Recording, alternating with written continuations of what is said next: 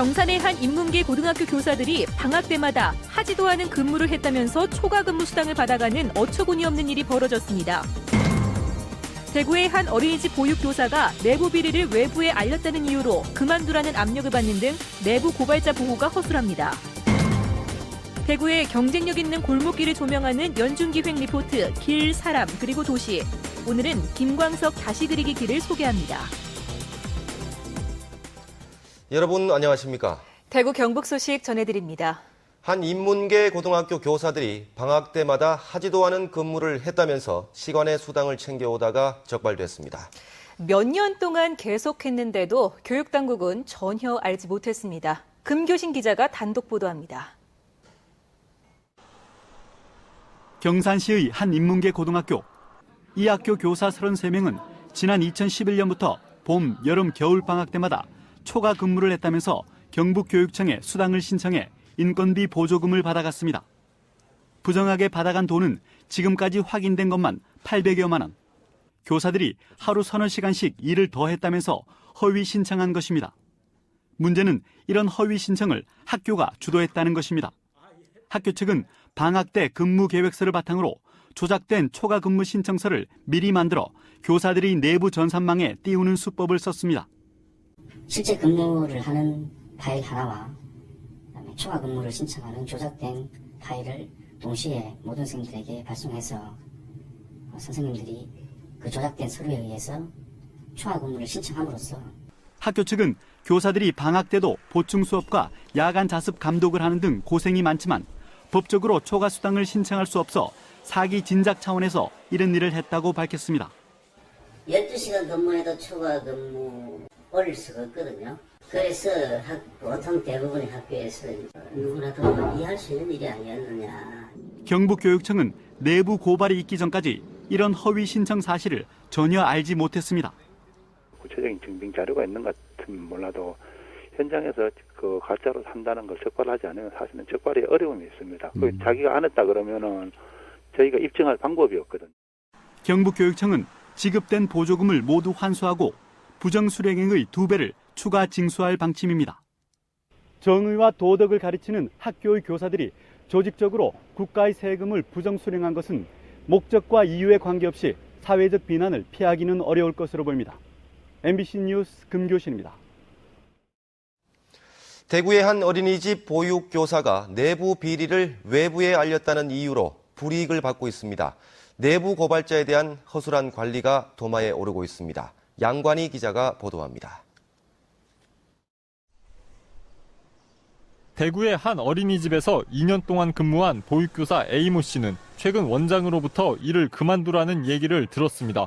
근무를 하지 않는 간호조무사와 취사 담당자를 이름만 등록한 채 정부로부터 보조금을 받고 있다고 관할구청에 알렸다는 것이 이유였습니다.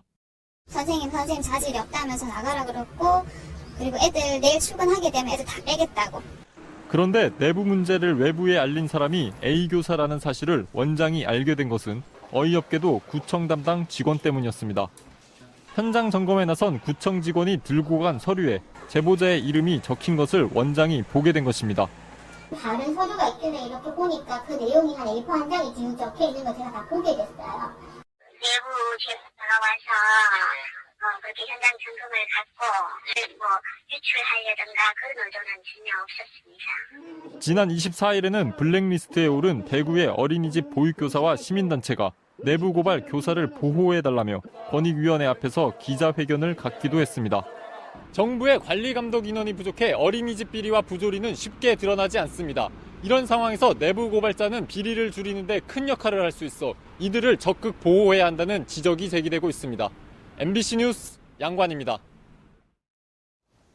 국토교통부와 영남권 5개 시도가 신공항 수요조사 합의 후 첫 회의를 열고 용역 지시서에 담을 내용을 협의했습니다.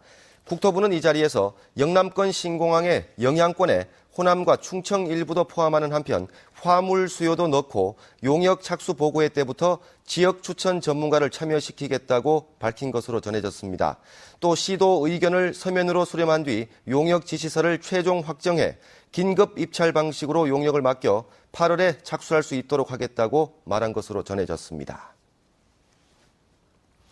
대구의 미분양 아파트가 10년 만에 최저치로 떨어졌습니다. 대구시에 따르면 지난달 말 기준으로 대구 미분양 아파트는 1,900여 가구로 전달보다 7% 감소했고 2003년 10월 이후 가장 적었습니다.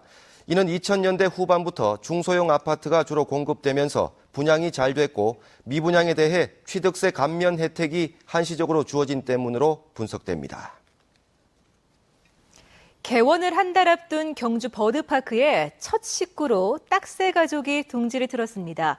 앵무새와 플라밍고 등 외국 새들이 입주하기 전에 토종 딱새가 터줏대감으로 자리 잡았습니다. 이규설 기자입니다. 마무리 공사가 한창인 경주 버드파크. 수십 명의 인부가 작업 중이어서 어수선한 분위기입니다. 이런 상황에서 딱새 한 쌍이 유리도만 소화전에 둥지를 틀고 새끼를 5마리나 낳았습니다. 솜털이 뽀송뽀송 갓 부화한 새끼들. 주둥이를 쫙 벌리고 어미가 주는 먹이를 쉴 새 없이 받아 먹으며 건강하게 자라고 있습니다. 특히 토종 텃새인 딱새 가족이 앵무새와 플라밍고 등 외국산 조류 900여 마리가 입주하기 전에 1호 손님으로 버드파크에 들어와 큰 기쁨을 주고 있습니다. 이렇게 어수선한 공사장인데도 불구하고 딱새가 버드파크 자기 집인 줄 알고 찾아와서 둥지를 튼 게 너무 즐거운 일이고 1호 딱새 가족에 이어 인근 사육실 송풍구에는 2호 딱새도 둥지를 틀기 시작해 버드파크에는 겹경사가 났습니다. 경주 버드파크는 1호 손님인 딱새 둥지와 딱새 가족을 촬영한 동영상을 함께 전시해 딱새의 첫 입주를 기념하고 관광 자원으로 활용할 기획입니다. MBC 뉴스 이규설입니다. 경상북도는 올해 상반기 신성장 기업으로 SIT, 송죽글러브, 현대파이프, HMT 등 10개 기업을 선정했습니다. 선정된 기업은 3년 동안 중소기업 운전 자금을 우대받고 기술개발 등 각종 중소기업 지원 시책에 우선 참여할 수 있습니다.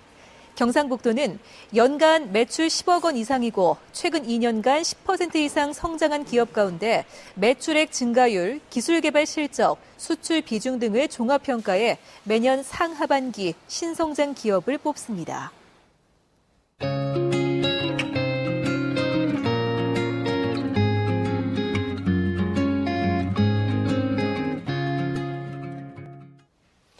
네, 대구의 골목길을 조명하는 연중기획 리포트입니다. 오늘은 요즘 대구에서 가장 경쟁력 있다는 평가를 받고 있는 골목을 소개합니다. 권윤수 기자입니다.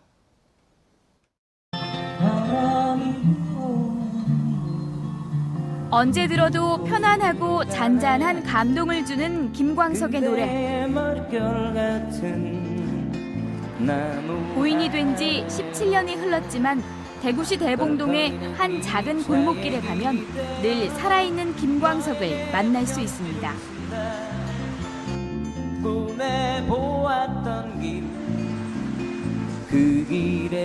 서른 즈음에 이등병의 편지 등 그의 대표곡을 주제로 한 작품들이 100여 미터에 이르는 한쪽 벽면을 가득 메우고 있습니다.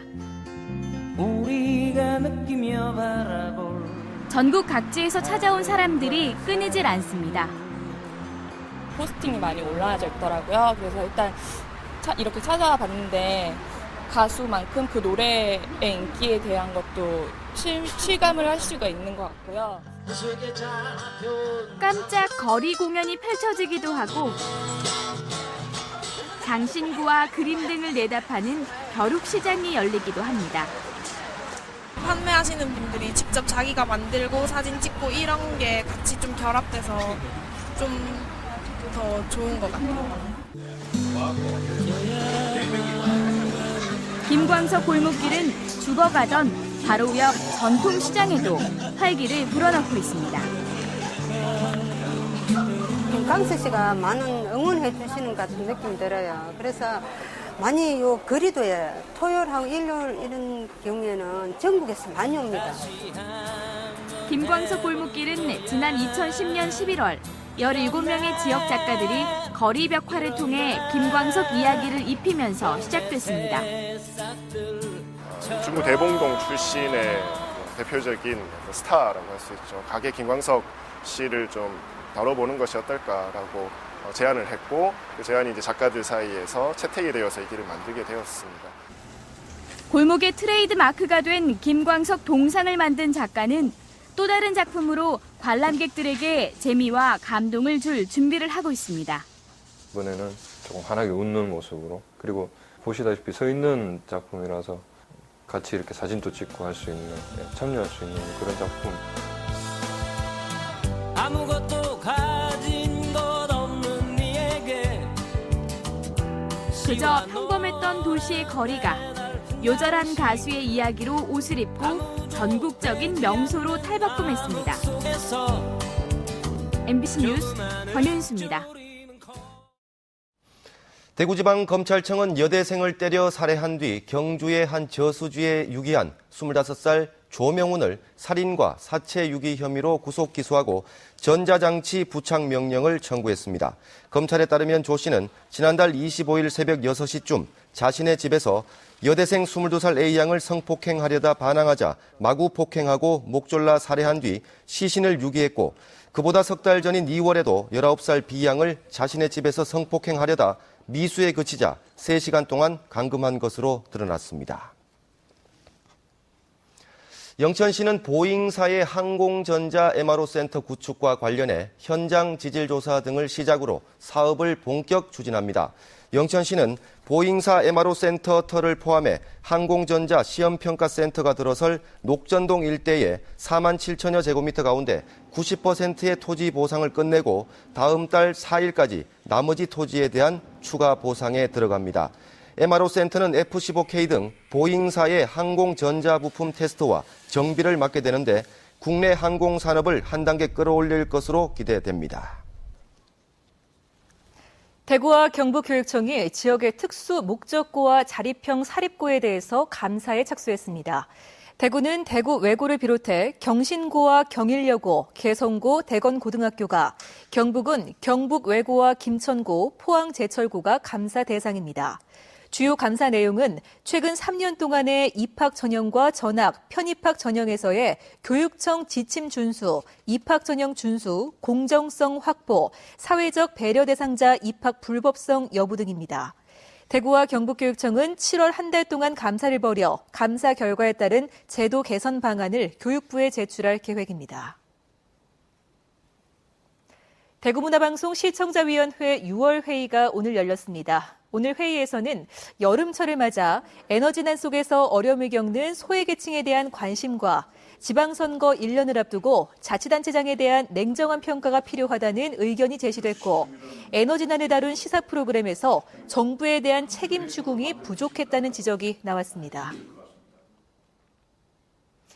일본 시마네현 의회가 위안부 문제는 일본의 책임이라는 의견서를 채택한 것과 관련해 대구 변호사협회가 지지 성명을 발표했습니다. 대구 변호사협회는 독도 영유권 조례를 갖고 있는 시마네현 의회가 시민단체의 청원서를 받아들여 아베 내각에게 위안부 문제를 일본의 책임으로 인정하라는 의견서를 채택한 것은 일본의 잘못된 역사인식을 바로잡는 큰 진전이라며 환영의 뜻을 나타냈습니다. 또 양심적인 일본인들이 위안부에 대한 망언의 뿌리를 자르고 입법에 의한 사죄와 배상으로 위안부 문제를 조속히 해결할 것을 촉구했습니다. 대구시가 전국에서는 처음으로 산하 모든 공사공단의 이사회 비상임 감사 자리에 외부 전문가를 앉히기로 했습니다. 대구시의 이 같은 결정으로 도시철도공사와 도시공사, 환경시설공단, 시설관리공단의 이사회 비상임 감사는 대구시 감사관이 아닌 변호사나 회계사 같은 외부 전문가가 공모를 통해 다음 달 1일자로 임명됩니다. 우리복지시민연합은 김범일 대구시장의 민선 5기 3주년 기자회견에 대해서 소통하고 협력하는 자리가 아니라 일방통행이었다며 비판했습니다. 이들은 대구시장이 기자회견에서 대부분 개발 사업에 대한 업적만 나열하고 앞으로 어떻게 나아갈지에 대한 계획이 없다며 유감을 표시했습니다.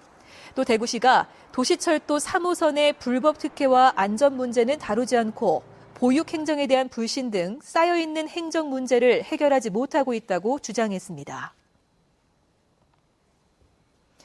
버스 노동자협의회 대경지부는 오늘 오후 3시 대구시청 앞에서 운송수익금 관리 제도의 보완을 요구하는 집회를 열었습니다.